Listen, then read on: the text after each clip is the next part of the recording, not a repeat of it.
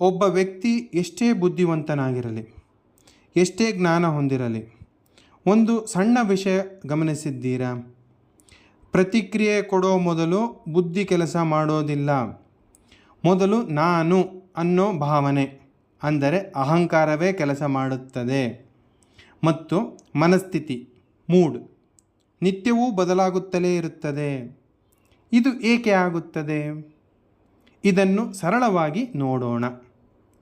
ಮಾನವನ ಮನಸ್ಸಿನಲ್ಲಿ ಹಲವು ಪದರಗಳಿವೆ. ಮೇಲಿನ ಪದರ ಆಲೋಚನೆ ಮತ್ತು ಬುದ್ಧಿ, ಅದರ ಕೆಳಗೆ ಭಾವನೆಗಳು, ಅನುಭವಗಳು ಮತ್ತು ನಾನು ಅನ್ನೋ ಗುರುತು, ಅಹಂಕಾರ.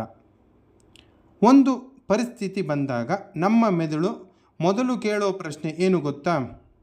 ಇದು ಸರಿ ತಾನೇ ಅನ್ನೋದು ಅಲ್ಲ, ಇದು ನನ್ನ ಬಗ್ಗೆ ಏನು ಹೇಳುತ್ತದೆ ಅನ್ನೋದು. ಈ ನನ್ನ ಅನ್ನೋ ಭಾವನೆ, ಅದೇ ಅಹಂಕಾರ.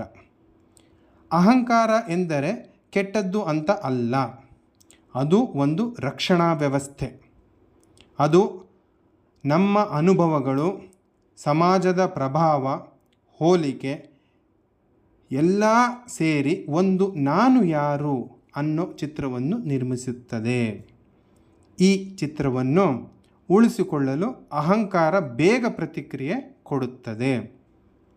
ಆದ್ದರಿಂದ ಕೆಲವೊಮ್ಮೆ ನಾವು ಸರಿಯೇ ಇದ್ದರೂ ವಾದ ಮಾಡುತ್ತೇವೆ.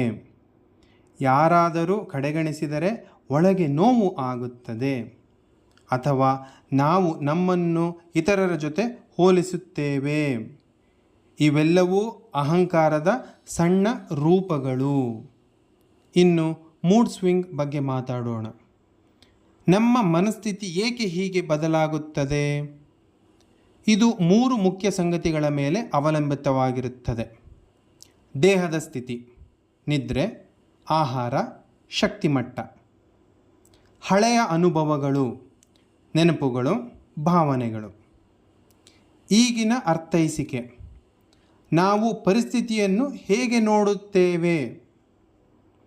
ಮನಸ್ಸು ಸ್ವಭಾವತಃ ಸ್ಥಿರವಲ್ಲ, ಅದು ನಿರಂತರವಾಗಿ ಚಲಿಸುತ್ತಲೇ ಇರುತ್ತದೆ. ಒಂದು ಸಣ್ಣ ಯೋಚನೆ ಕೂಡ ನಮ್ಮ ಮೂಡ್ ಅನ್ನು ಬದಲಾಯಿಸಬಹುದು. ಇಲ್ಲಿ ಒಂದು ಪ್ರಮುಖ ಸತ್ಯ ಇದೆ.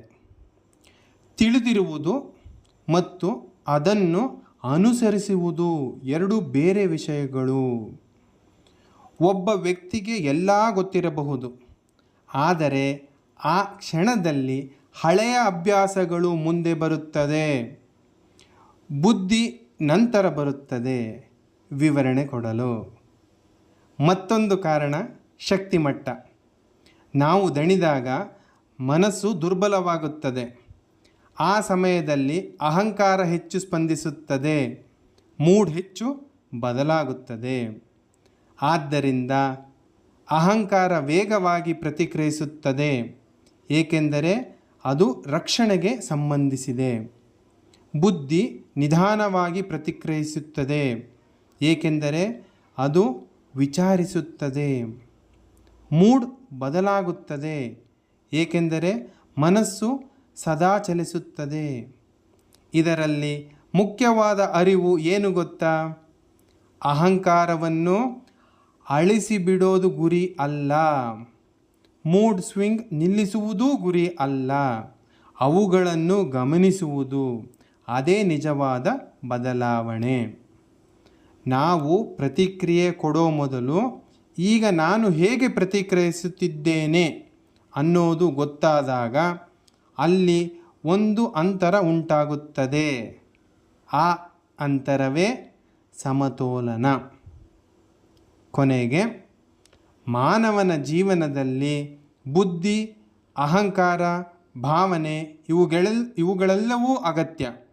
ಆದರೆ ಅವುಗಳಲ್ಲಿ ಯಾವುದು ನಮ್ಮನ್ನು ಮುನ್ನಡೆಸಬೇಕು ಅನ್ನೋದು ಅರಿವಾದಾಗ ಮಾತ್ರ ನಾವು ನಿಜವಾದ ಸಮತೋಲನ ಜೀವನವನ್ನು ನಡೆಸಬಹುದು.